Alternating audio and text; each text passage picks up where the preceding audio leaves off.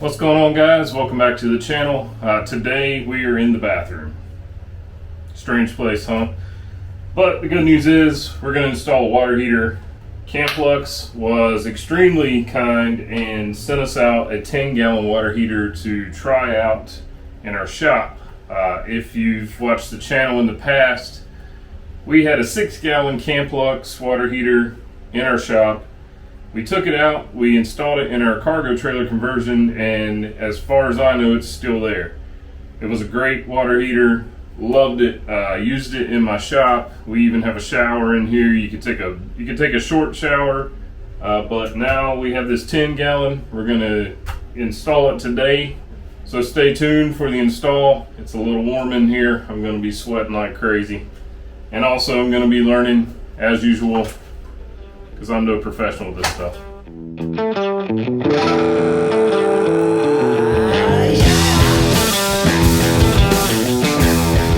In the box, you're gonna get the 10-gallon water heater, of course, and then you also get a pressure relief valve that goes on top under this cap. Then on the sides, you have your cold water inlet, your hot water outlet. This is where we connect our electricity. Extra items that I bought for the install. Of course, you're gonna have to plumb everything in, and I have PEX lines in my shop already.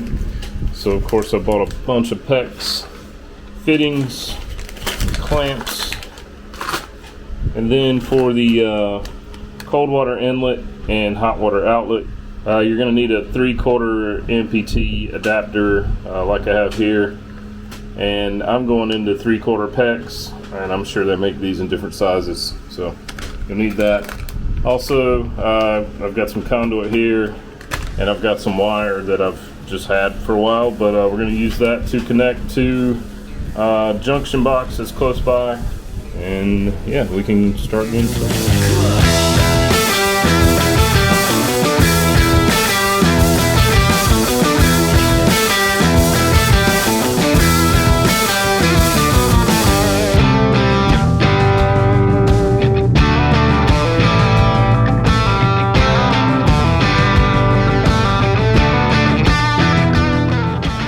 I've got the electrical, at least the line is on, not connected of course.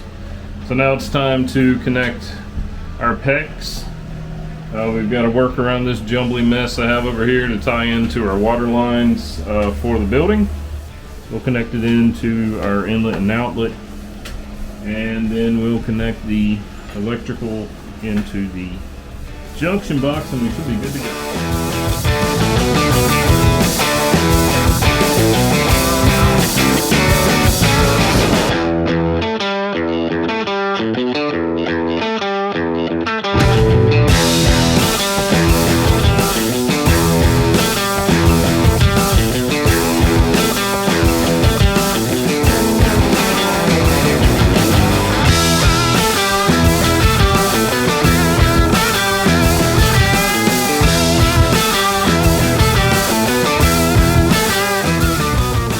We've got everything plumbed and electrical's connected, but before we turn the power back on, that's why it's so dark in here, we're going to run the cold water side. We're going to open up this valve. That's going to send cold water into the water heater, and we're going to leave this hot side open and let it run until it starts running out of the sink. And when it does, we'll know the water heater is full. Then we can turn our electricity back on, and that way we don't burn up an element inside the hot water heater. Here we go. Oh yeah. Oh yeah, it's spraying out down there. All right, cool, great. You probably can't see this, but I forgot to crimp this connection down. That'll get you every time. Yep, that ought to do it. Okay, let's try this again.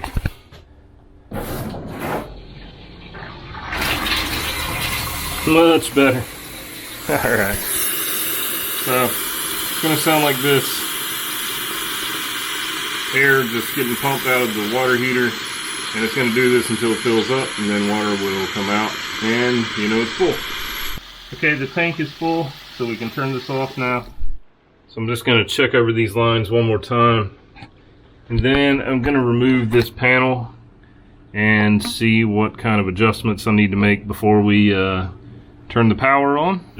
From the factory it's set to 125. I think I'm going to bump it up to about 135 and see how it does. We're just going to make a quick change, put the panel back on, and then give it the juice, see what happens. I'm going to go flip the breaker. Hopefully we don't see sparks or anything like that.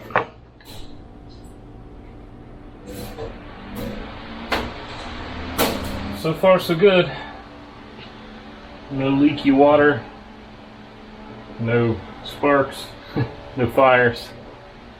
Alright, we're going to give it a little while, maybe 30 minutes, and I'll come back and see if it's heated up any at all, and if not, we'll give it an hour.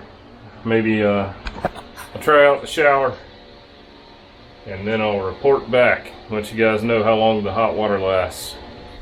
Well guys, I tried to come back and give a 30-minute update, but I did it all in a time lapse which has no sound. So instead of a 30-minute update, I've got a week update for you.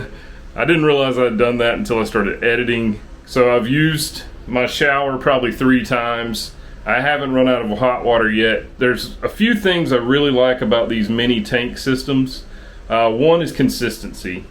So we had a tankless water heater in our cargo trailer conversion, and there was just no consistency at all. That was the reason we switched it out for the mini tank heater, and it was amazing after that. One of the other things I really love about these mini tank units is that most of them run off of 120 volts, which means that's just one breaker in your breaker box.